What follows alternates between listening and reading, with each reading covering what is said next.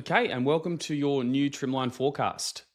I'm just going to talk you through the key features of this and how we think about talking about the future, making decisions about the future, and importantly, making sure we have enough cash for the future. So, first tab is just our graphs, and this is all built off the P&L, which I'll show you on the second tab, which just gives us a visual representation of the year ahead. So, keep in mind we're going left to right because this is a forecast. So, you can see in this example, June 26 will be our last month of the year. And you can see that's the same for all the four graphs.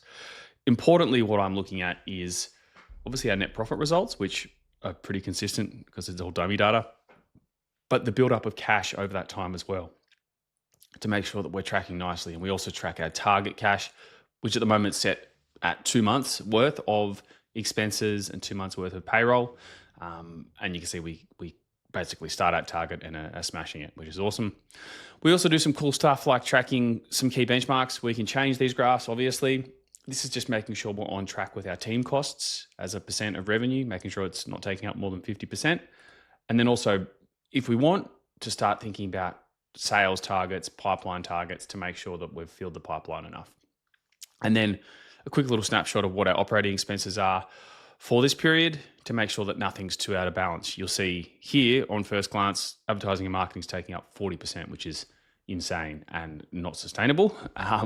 But this is just dummy data to give you an example of how we can have a look at slicing the pie of just the expenses. Cool, but that's all driven off, drumroll please, the actual forecast itself. And this can also just be collapsed to make it less overwhelming. Let's start that way for you.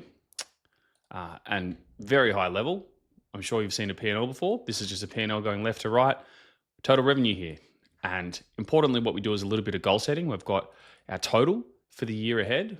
So you can see at the moment we're predicting, 5.7 mil result. But our goal is to be a $10 million business. And that's where we want to be going. And if I just expand revenue a little bit here, you can see here we've got our goal of 10 mil and we're seeing how far we are off it and our percentage off it. Because this is supposed to be obviously a decision-making tool, but also to map our path towards our future goal, towards our future state, which is why that's there. And you can see as we go month on month, hopefully we can build that and close that variance down a little bit. So that's revenue. And revenue is actually, at the moment, just an average of the last 3 months to keep it very simple. But in reality, what we do to drive revenue, there's a few ways we can do it, depending on what you might already have in terms of pipeline data, what you might already have in terms of a financial model. So we try and work with people here. This is just one way to do it for a service business or for an agency. And this is looking at existing retainer revenue, the two key types of revenue, retainer and project. We obviously have our existing retainers here. And we've got them in terms of dollar values. We've got them in terms of duration of months. So I've put that down to like 12 months. You can see that adjusts the dates and it also adjusts that little gray area there. So it's automatically, and we maybe move that one down to 4 months. And you can see again, it just goes for those 4 months. So this is the key driver of how many months, like say, for example, the length of the contract, if you have a set number of months in your contracts. A lot of people just go month to month or have quarterly cycles. But if we can assume they'll be with us for the long term, we can just push that out. And then all you need to do is adjust the start date here in terms of when the client starts, and the end date is automatically calculated here based on the duration. So the idea is just to put your length of contract and then the start date of when they start, and this will fill out into the future as a result. And one cool feature is also just to explore, if we think they're a bit shaky, they might bail on us. We can also just turn these things on and off. And you can see we can kind of explore what that looks like with 3 people turned off, which does flow down to our total revenue number. And then all we do is can link it into this forecast here. So the live data is automated and our P&L numbers will drop. This chart will change because we're turning clients on and off. And I'll show you how we do that live with making team firing and hiring decisions. But that's one way to look at revenue. Sometimes people just have a set number, a dollar number. But that's how we, the template, the out of the box of how we talk about retainers. Projects, very similar calcs, except usually duration is only 1, maybe 2 months, if you've got like a multi-month project. So you just break it down for how much cash we're bringing in and split it out by month.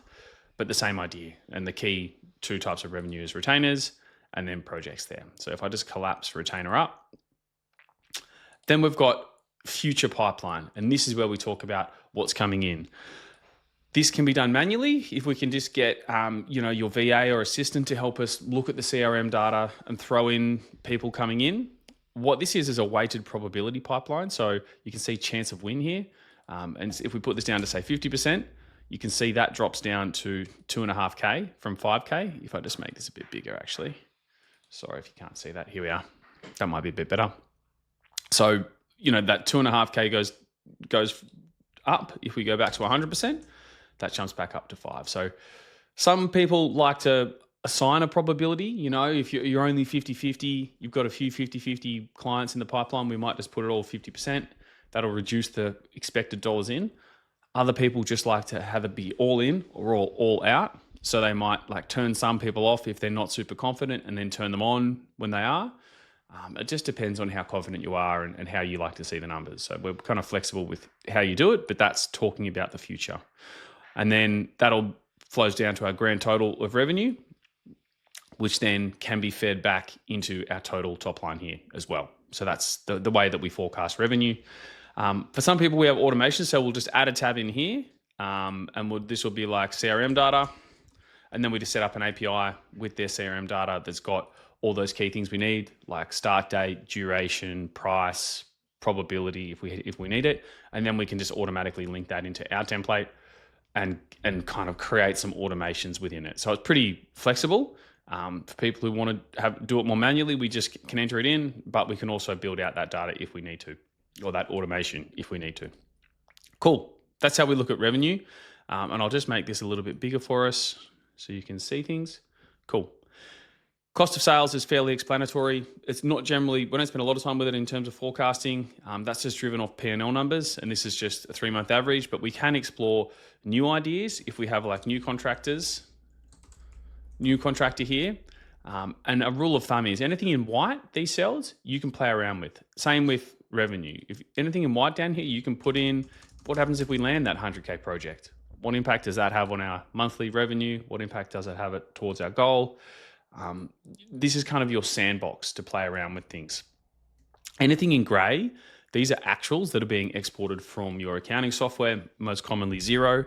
So these are kind of like the no-touch cells. Anything with gray is not to be touched, but the equals average is just something we've thrown in to fill data out. It's not going to be the finishing point. So we kind of start just by getting some data in there, and then we can add specific things in specific months.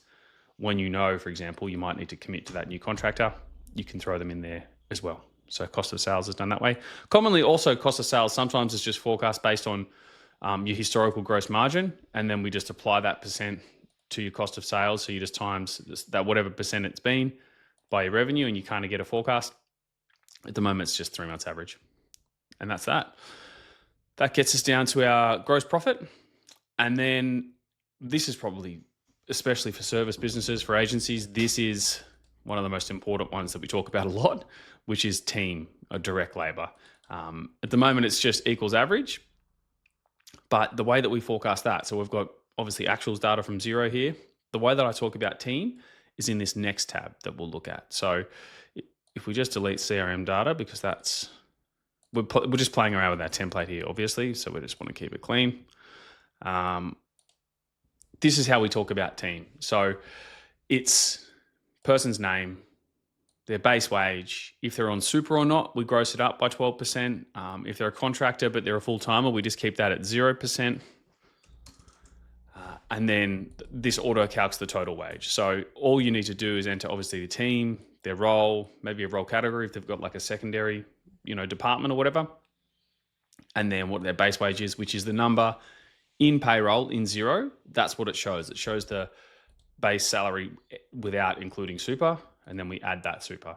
Some people like to gross up more than just 12% because, there's as I've said, put in this little cell here, there's annual leave, work cover, payroll, taxes, all these additional costs associated with having headcount. So some people like to add loading of 15%, sometimes 20%. I've just kept it clean and had the raw team cost, and we'll get to the rest of the expenses later, but basically they're sitting in other overhead. And then all you need to do is just enter that base, apply if they're super, or if they're not, you put 0%. You can put their start date and you can put their end date if someone's finishing up. So this is more manual. And then importantly, if you have like part-timers, you can assign a full-time, or if they're doing 50% hours, 0.5, and you can see that actually reduces the number of dollars per month. So it's just depending on if they're a full-timer or not, and that will apply that fraction across. Importantly with this, for example, if we want someone's end date is going to be like Feb 25, boom, that end date then automatically adjusts and the dollars going into the future will reduce. So playing around with the start date and end date you can do, and then the full time. So what gets really interesting in these situations is if we just go, what I might do is actually put it live so you can see what I'm talking about here. If we just go to our forecast, and instead of it being direct labor is just an average, we're going to put the direct labor as actually what's on this tab, which is what we do in reality. So I'm going to equal the total for April in our team tab equals April, and we're going to go down to the total team cost, total wages. So now we're referring directly to that tab, and I'll stretch that out for the rest of the months. Cool. So now that's taking out. Importantly, one thing I didn't tell you in the total is the total's just taking the financial year ahead. So obviously this is the Australian financial year. For US, we might do Jan to December. For New Zealand, obviously we do the New Zealand year, but essentially it's the 12 months ahead. And as the months roll on, the actuals will keep filling in, and then we'll just have the last few months that we're forecasting as well. And then we'll roll forward a new forecast. So this is all about the year ahead. It's not every number you can see here. So how we play around with team is then come in here and say, you know what? Team costs are currently, if we make this a bit bigger, team costs are currently 78% of revenue, which is completely unsustainable. We need to cut some headcount and hopefully improve our net profit margin, which is hovering around 6-7%. So what we do is then play around with conversations in here. And we say, you know what? Let's kill these people here, turn them off. Or you can just put their finish date as their actual finish date. Just for brevity, I'll turn them off. And then we can go back into our forecast and we can see that impact because it's actually impacting the rest of it. So you can see we've turned them all off and magically our net profit is looking a lot better. 22, 20, that's a much healthier business. And we can see that our total labor as a percent of revenue is back to 63, 62% of rev. Admittedly, that's still probably at the higher end of where we want it to be. We want that closer to 50, but you can see the live impacts. And then that is also borne out in our net profit down here. So if we turn that back on, you'll be able to see that impact on our cash and the graphs actually, impact that live. So if I just exit full screen briefly and I'll take a copy, I'll paste this exact same tab. And this is how I do it for clients. When we're walking through it live, I actually just have them up on the screen twice like this. And then we might have the graphs here like that. And then we might have the forecast here on the right. And we go through teams and we might, so you'll be able to see this stuff hopefully change here on the left as we add it. You can see how the cash is moving differently because we're adding all these costs back in. You can see cash is dropping as we add more people in. Bang, it's dropping down again, dropping down again. You can see that cash balancing. So you can do some really interesting cash flow planning with headcount and stuff just by turning people on and off and tracking our path towards our target here. So that's a really interesting part of being able to do this is that it feeds live into these charts so we can model our profitability both visually. But then if I go back to full screen, but also with the actual P&L itself, and we can actually look at the net profit number that we're talking about. So that's how we do our headcount planning, and that's how we live link it to our headcount report. So that's what that tab's for there, the team. And then we can also talk through potential hires. So this is obviously for, I talk about hiring, firing decisions, almost every call. We talk about headcount. And this is where we can talk about who the future team we're building out, what do they look like, what is their wage.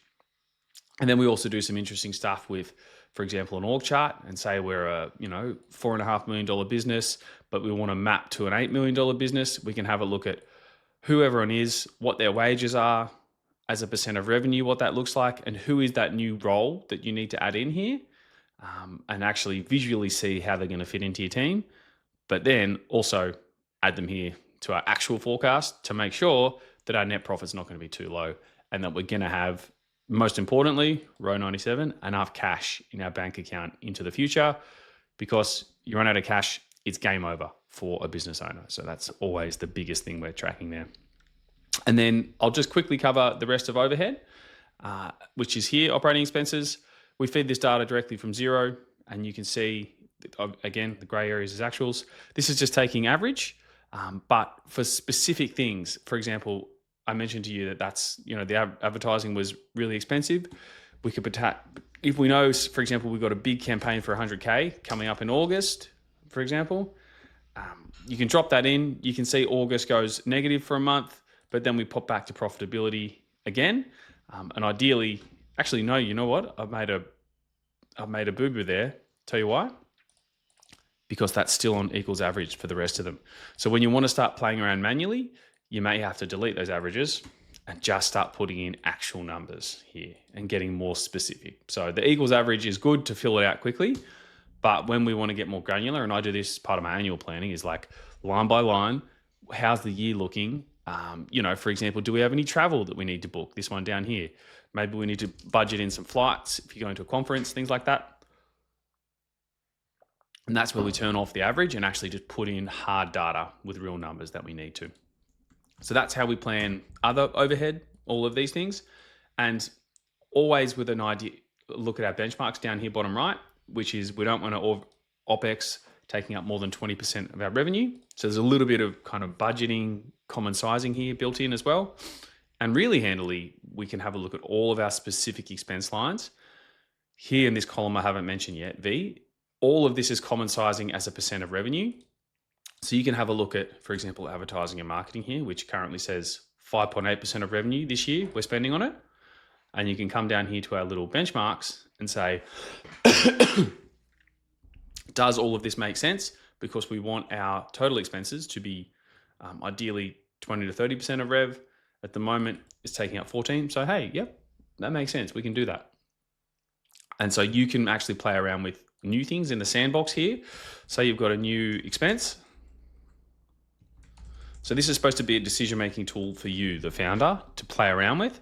And you can say, all right, let's put 150K here. What's that look like? Oh, negative profitability. What's that impact on our cash? Oh, you can see in October that takes a hit because we've spent this big amount. Do we want to do that? Maybe we shouldn't invest in that crazy great website. Maybe we need to think about it again. So it's to you to throw costs in here and play around with ideas. That's what I'm talking about when I'm talking about decision-making tool. And that gives us our operating expenses. Other income/expense, this is for stuff non-revenue related. So think interest income, interest expenses, like other adjustments that aren't the true engine room of the business we put down there, which then feeds into the all-important net profit. And then you can see in this little handy tab here, balance sheet. We also feed in your cash flow statement here, balance sheet cash in and out. So we reconcile it back to your actual cash balance to make sure that it's feeding in live data of live cash balances.